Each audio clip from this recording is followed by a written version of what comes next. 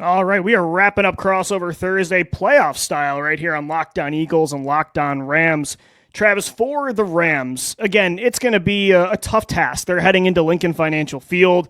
Always a crazy atmosphere, especially in the playoffs. The weather might not be great. The Eagles are red hot, number one defense and run game heading into this matchup. If the Rams are going to pull this off, like what are the keys to victory for McVay, Stafford, and again, in their own right, a hot Rams team?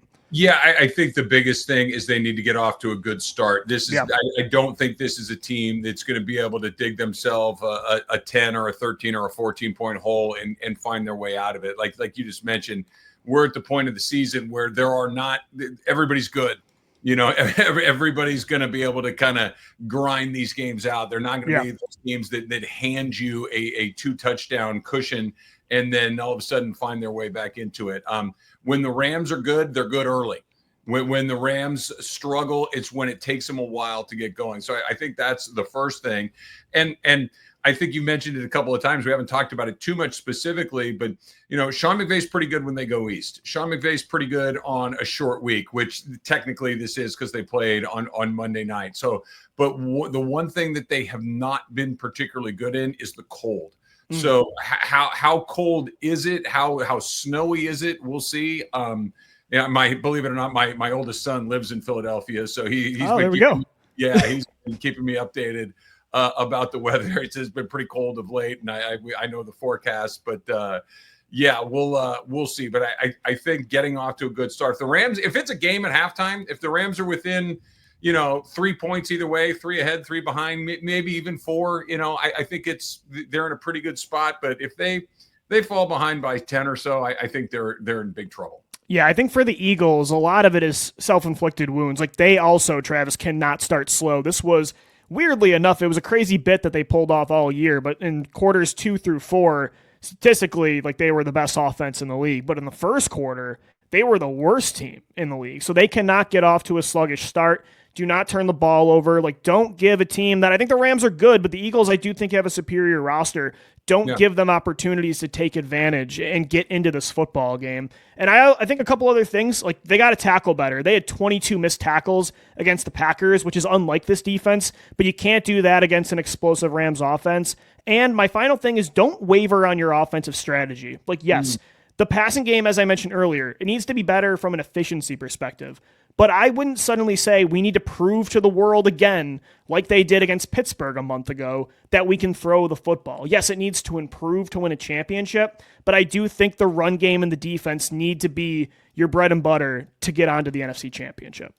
Yeah, I think that's a great point. I think for the Rams, one of the things that I'm concerned about / hopeful for is if they can get the Eagles into third and something that isn't tush-push territory. Yeah, right.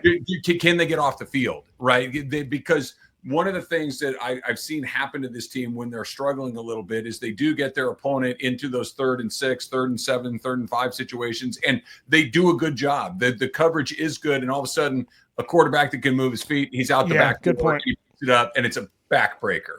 That's something that this kind of goes back to where we started with Jalen Hurts. And, the Rams are feeling pretty good. 9 sacks a week ago will put you in a pretty good spot. But Sam Darnold and Jalen Hurts are not built the same. They're different types of guys. So Sam Darnold is where you expect him to be. Jalen Hurts may not be. So I don't know if it's Jared Verse. I don't know if it's Byron Young, but somebody's got to hold him in that pocket and let it collapse around him as opposed to letting him pop out the back door and go pick up some emergency third downs, because those are backbreakers for the Rams. And then, Travis, before we wrap up the show, how are the Rams looking on the injury front? For the Eagles, only one real injury to report, that A.J. Brown still dealing with that nagging leg injury. Dallas Goedert didn't practice today for an illness, but overall, looks like they'll have 21, I should say, with Dean out, 21 of 22 starters healthy. How about the Rams? Yeah, they're in pretty good shape. I think Higbee's the one that you cross your fingers for, and I expect him to play. I think it's more of a how well does he play. Bobby Brown got dinged up in the Vikings game. He had to leave the game.